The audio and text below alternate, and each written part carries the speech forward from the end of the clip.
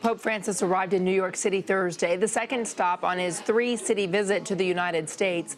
The Pope flew in from Washington, D.C., where he made an historic address to Congress. And Friday morning, Pope Francis will address the United Nations General Assembly. Joining us on the phone is State Department Correspondent Margaret Brennan. Are you getting any hints, Margaret, about what kind of topics the Pope plans to bring up at the UN?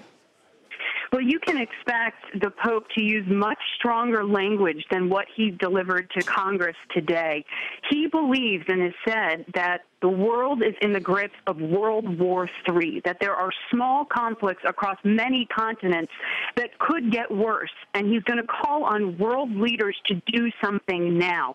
He's going to issue a real call to action. He's also going to hit on a few other points he feels particularly passionate about, including helping refugees who are coming out of Syria and other countries gripped by conflict, and he'll also make a pitch for action on climate change.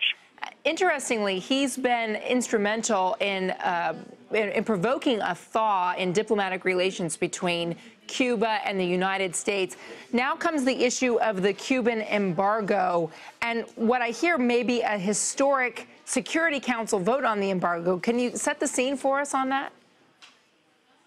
Well, every year there's a vote at the UN that sort of admonishes the United States for this embargo against Cuba, an embargo that President Obama himself has called for the U.S. Congress to lift. The UN has no power over that. So this is a symbolic vote, just basically wagging their finger at the United States.